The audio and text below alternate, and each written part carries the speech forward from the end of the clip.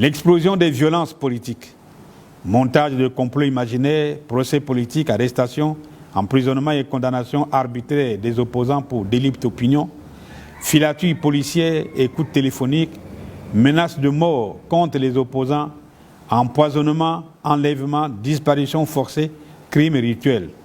Le Congo est devenu une prison à ciel ouvert. Dans son discours du 28 novembre sur l'Étoile de la Nation en 2023, le président de la République a, comme à son habitude, versé dans l'autosatisfaction et présenté un bilan très largement positif de son action à la tête de l'État. Selon lui, le Congo va bien, et même très bien. Écoutons-le plutôt. Les institutions de la République demeurent stables et fonctionnent normalement. La nation congolaise se structure et se consolide au fil des jours. Les élections sénatoriales se sont déroulées de façon très satisfaisante. Le pays est un havre de paix. Grâce à l'accord signé avec le Fonds monétaire international, l'économie a repris sa marche en avant. Le taux de croissance en 2023 est de 4% contre 1,7% en 2022. Le pays poursuit sa marche vers le développement. Des avancées significatives sont observées dans les secteurs des hydrocarbures, des mines solides, de l'économie forestière, de l'économie numérique, des infrastructures de base, de l'agriculture, des zones économiques spéciales, des affaires sociales, de la solidarité, a-t-il dit en substance. Bref, selon le président de la République, le bilan de l'action de son gouvernement serait globalement positif. Ce discours est totalement déconnecté de la réalité sur le terrain. Le pays dont parle le président de la République n'est pas le Congo-Brazzaville d'aujourd'hui. Le chef de l'État a décrit un pays imaginaire situé quelque part en Afrique, mais pas le Congo-Brazzaville. En effet, la situation de notre pays n'est pas celle décrite par le chef de l'État.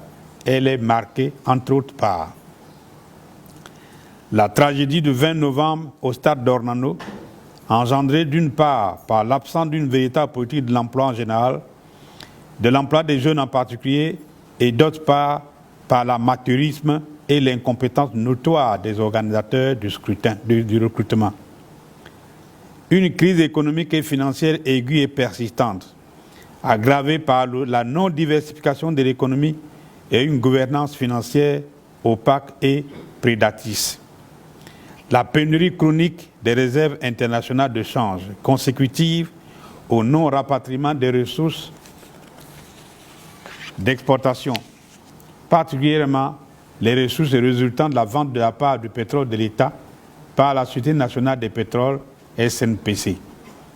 Un taux d'endettement insoutenable, plus de 100% du PIB, alors que le taux exigé est de 70% au maximum.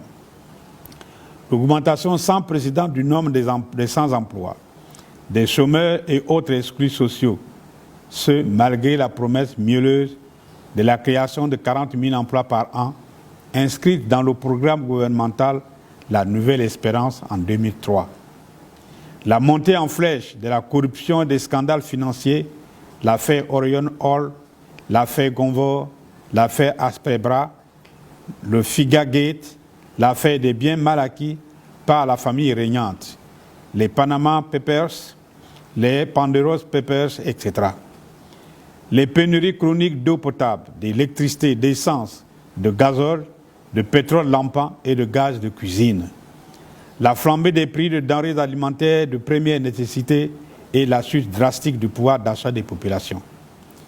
La faillite du système national de santé et l'explosion exponentielle de la morbidité et de la mortalité sur l'ensemble du territoire national. La destruction du système national d'enseignement et la baisse vertigineuse du niveau des apprenants. Le très faible accès des populations aux services sociaux de base. Le délabrement total des moyens de transport en commun, CEPSEO, transport urbain, routier, fluviaux, aérien. L'aggravation de la paupérisation des populations, notamment en raison de l'absence d'une véritable politique économique et du non-paiement des arriérés, arrérages, des pensions de retraite des bourses, des arriérés de bourses des étudiants, des arriérés de salaire des fonctionnaires émargeant au budget de transfert, des indemnités des anciens travailleurs des entreprises publiques liquidées, des indemnités des victimes de tragédies du 4 mars 2012, de Mvugouti et des guerres de poules, etc. Les inégalités et les injustices sociales, criades, favoritisme, clientélisme, népotisme, ethnocentrisme, régionalisme, préférence ethno-régionale. La familiarisation de l'État et le noyautage clanique des postes de responsabilité dans les secteurs stratégiques, finances, marchés publics, grands travaux, hydrocarbures, armée, gendarmerie, police nationale. La cooptation complaisante de la médiocrité aux postes de responsabilité dans la fonction publique en général, au sommet de l'État en particulier. L'enrichissement illicite des tenants du pouvoir, les détournements des deniers publics, l'appropriation personnelle des biens de l'État, la concussion, la corruption, le droit de fuissage. Le placement de l'argent public détourné dans des comptes privés ouverts dans des pays étrangers et des paradis fiscaux. Panama, Chine continentale, Hong Kong, Singapour, Brésil, Canada, Monaco, Pays-Bas, Espagne, Îles Vierges, Saint-Martin, Seychelles, RDC, Maroc, Guinée-Conakry, Arabie Saoudite, Émirats Arabes Unis, Qatar. Le blanchiment par les tenants du pouvoir de l'argent public détourné à travers, d'une part, la prise illégale d'intérêts dans les entreprises publiques ou les institutions dans lesquelles l'État a des intérêts, et d'autre part, la création d'entreprises privées par des intermédiaires libanais, chinois, indiens, rwandais. En effet, le partenariat public-privé, tant vanté par le pouvoir, est une ruse politique inventée par lui pour permettre à ses tenants de recycler l'argent public qu'ils ont détourné et placé dans les comptes privés à l'étranger. Les détournements massifs par les détenteurs du pouvoir des ressources financières colossales englouties dans les opérations de la municipalisation accélérée de 2004 à 2016, qui ont laissé de nombreux éléphants blancs dans chacun des 12 départements du Congo. La cession en flagrante violation du préambule et des articles 5, 44, 217 et 219 de la Constitution congolaise en vigueur de près de 150 000 hectares, selon la déclaration faite à Kigali le 22 juillet 2023 par le ministre de la Coopération internationale, M. Denis Christelle Sassou Nguesso, des terres congolaises au régime rwandais du président Paul Kagame, dont le caractère expansionniste et prédateur est notoirement avéré. La fracture sociale du fait de l'instrumentalisation des ethnies et des régions à des fins politiciennes par les acteurs politiques. En effet, à cause des pratiques népotiques et ethno-régionalistes exacerbées du pouvoir, aujourd'hui, des Congolais insuffisamment avertis, ressortissants de districts, de départements ou membres de telle ou telle ethnie, aspirent à affirmer spécifiquement leur identité d'appartenance. Dans ce cadre, beaucoup d'acteurs politiques instrumentalisent les membres de leurs districts, régions ou ethnies d'appartenance et s'en servent comme une base privilégiée de mobilisation partisane. Cette ethno-régionalisation de la vie politique contribue à fixer dans la conscience collective des schémas de représentation du pouvoir fondés sur des oppositions entre les ethnies et entre le nord et le sud du Congo. Face à la montée des crispations géoethniques, la construction du pays sur des bases nationalitaires oblige les patriotes, les démocrates et les républicains congolais à combattre impitoyablement toute forme de népotisme, d'ethnocentrisme et de régionalisme, d'où qu'elles viennent. L'explosion des violences politiques, montage de complots imaginaires, procès politiques, arrestations, emprisonnement et condamnation arbitraire des opposants pour délits d'opinion, filature policière, écoute téléphonique, menaces de mort contre les opposants, empoisonnement, enlèvement, disparition forcée, crimes rituels. Le Congo est devenu une prison à ciel ouvert. L'explosion des violences urbaines, des violences en milieu scolaire et des violences faites aux femmes. La glaciation totalitaire, la corporalisation des médias publics, le lavage des cerveaux, l'embrigadement des esprits, la pratique de l'unanimisme social, le muselage de la presse privée, les syndicats des travailleurs, des élèves et des étudiants, l'intolérance politique, la pensée unique. La désaffection des populations par rapport au pouvoir en raison de la malgouvernance du pays par l'État précité.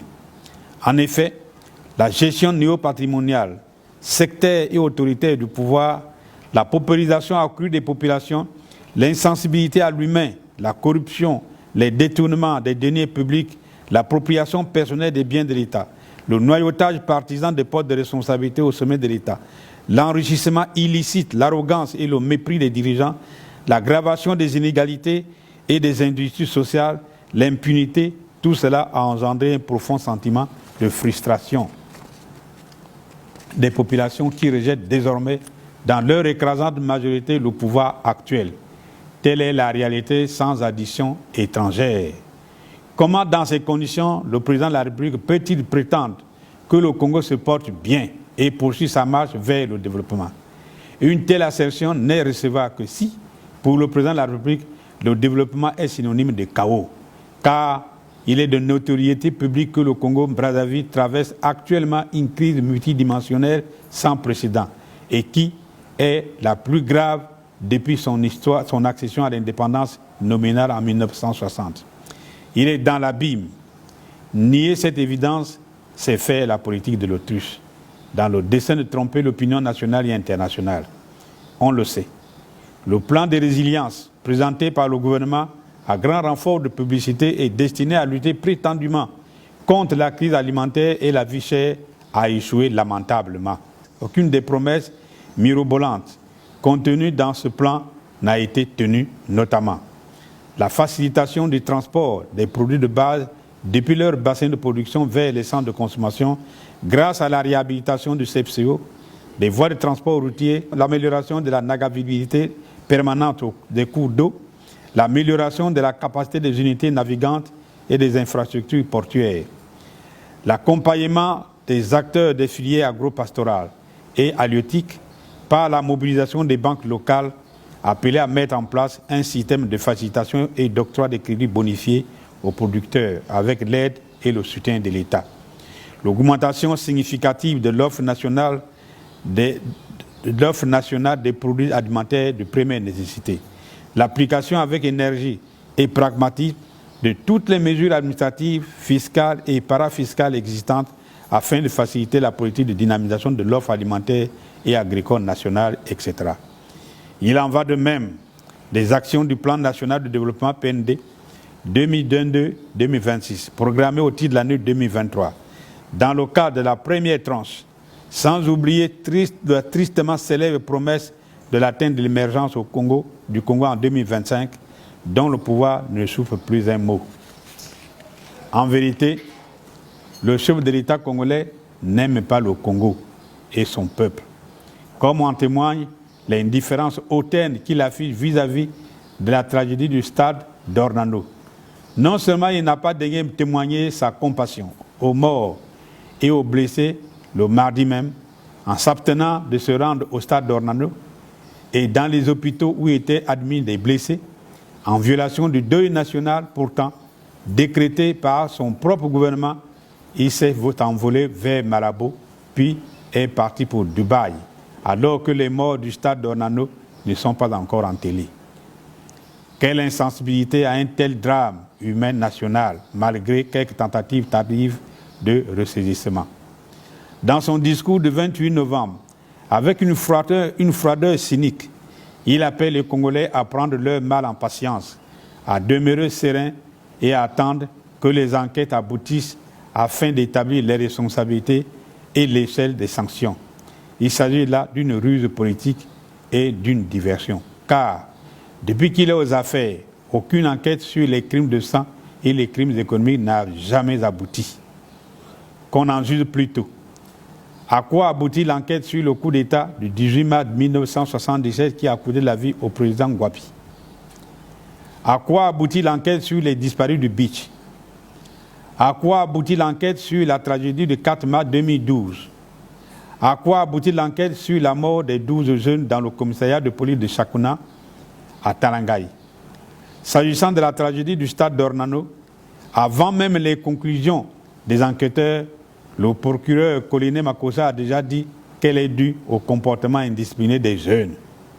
Pour tenter de masquer la responsabilité évidente de son gouvernement dans la tragédie du stade d'Ornano, le Premier ministre congolais se défausse sur les victimes de la malgouvernance du Congo par l'État PCT.